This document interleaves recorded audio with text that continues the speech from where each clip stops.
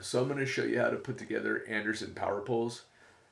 You'll need the red and black adapters, the metal crimps, and you'll also need a crimping device specifically for Anderson power poles. These come in 15, 30, and 45 amp options. They can all be used interchangeably.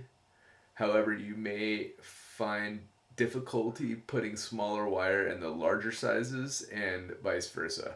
The bigger size wire and the smaller adapters. So strip back your wire, and then you don't want too much wire exposed. You just want enough wire to fit into that little slot right there. So we'll cut about right here.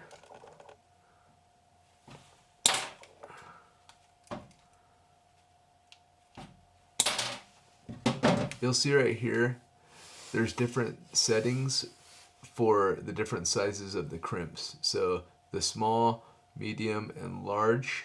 So you start with this open.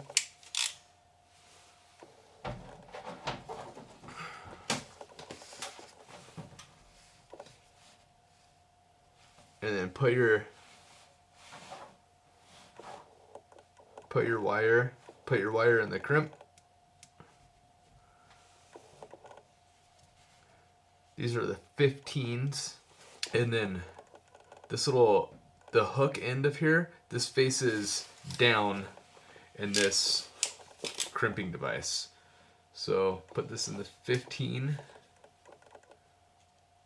Get it all the way back there. And then just crimp it down. That's it. Do the same thing with the other side. So I don't know if you guys could see it too well, but there's slot holes inside the crimping device. And the hook part of this end, it goes down. So you put that inside that hole, and then that's where you crimp. Alright, so the next part's pretty straightforward. You're going to snap in your wires into the actual power poles. You want your positive wire to always go in the red and your negative wire to always go in the black. And the way you can check that is with a voltmeter. So let's say you have a cigarette style adapter and you have a wire coming out. It doesn't have power poles on the end, and it's only a single color, and you have no idea what wire is positive and which one is negative. You'll want to look online for a schematic drawing of what device you're trying to assemble.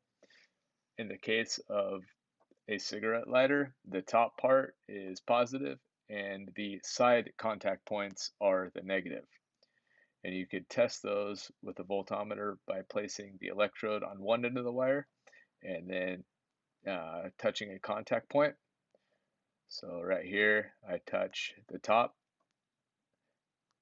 and you can see the electrode move on my voltmeter. So that wire is positive, so you can mark that. And then the other wire obviously is negative, but you still want to test to make sure there's no fault in your voltmeter. And we're getting juice, so we could mark that as negative. So inside this adapter, there's a little metal plate, and you'll just snap this adapter right inside there. You should hear a little click.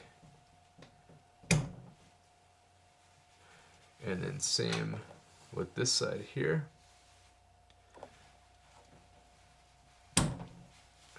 And then you can slide these together.